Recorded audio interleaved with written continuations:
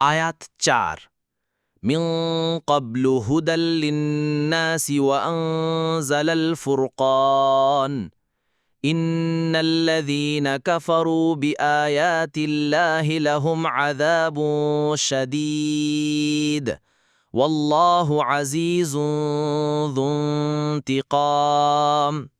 অনুবাদ: ইতোপূর্বে মানুষের জন্য হেদায়েত স্বরূপ আর তিনি ফুরকান নাজিল করেছেন। নিশ্চয় যারা আল্লাহর আয়াতসমূহে কুফরি করে তাদের জন্য রয়েছে কঠোর শাস্তি, আর আল্লাহ মহাপরাক্রমশালী, প্রতিশোধ গ্রহণকারী। তাফসীর: ১ নং ফুটনোটের বিবরণ। কাতাদা বলেন, এ দুটি আল্লাহর নাজিলকৃত কিতাব। এতে রয়েছে আল্লাহর পক্ষ থেকে বর্ণনা যে এ দুটি থেকে হেদায়েত গ্রহণ করেছে, সত্য বললে বিশ্বাস করেছে এবং সেটা অনুসারে আমল করেছে, সে নিরাপত্তা পেয়েছে। আত-তাফসীরুস সাহিহ সেই হিসেবে এটাকে মানুষের হেদায়েতের জন্য নাজিল করা হয়েছে বলে এখানে উল্লেখ করা হয়েছে। কিন্তু বর্তমানে পবিত্র কোরআন নাজিল হওয়ার পর এ দুটি গ্রন্থ রহিত হয়ে গেছে। তা থেকে হেদায়েত লাভের আর কোনো উপায় নেই। ২ নং ফুটনোটের বিবরণ।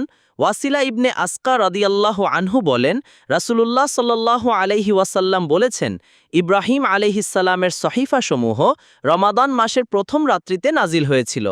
তাওরাত নাজিল হয়েছিল রমজান মাসের ৬ দিন অতিবাহিত হওয়ার পর, ইনজিল নাজিল হয়েছিল রমজান মাসের ১৩ রাত্রি পার হওয়ার পর, আর ফুরকান নাজিল হয়েছিল রমজান মাসের ২৪ রাত্রি পার হওয়ার পর। মুসনাদে আহমদ ৪ আর ১০৭। কাতাদা বলেন, আয়াতে ফুরকান বলে পবিত্র কোরআনকে বোঝানো হয়েছে। আল্লাহ তাআলা মুহাম্মদ সাল্লাল্লাহু আলাইহি ওয়াসাল্লামের উপর তা নাজিল করে এর মাধ্যমে হক ও বাতিলের পার্থক্য স্পষ্ট করে দিয়েছেন। তার হালালকৃত বস্তুকে হালাল এবং হারামকৃত বস্তুকে এর মাধ্যমে হারাম ঘোষণা করেছেন।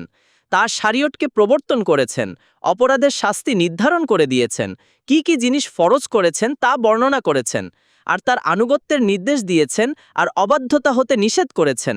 আত-তাফসীরুস সাহিহ ৩ নং ফুটনোটের বিবরণ।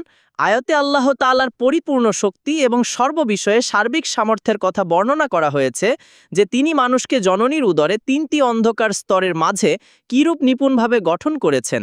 তাদের আকার আকৃতি ও বর্ণবিন্যাসে এমন দক্ষতার পরিচয় দিয়েছেন যে আকৃতি ও বর্ণ নির্বিশেষে সকল মানুষের মধ্যে একজনের আকার আকৃতি অন্যজনের অনুরূপ না বিধায় স্বতন্ত্র পরিচয় দুরূহ হয়ে পড়ে।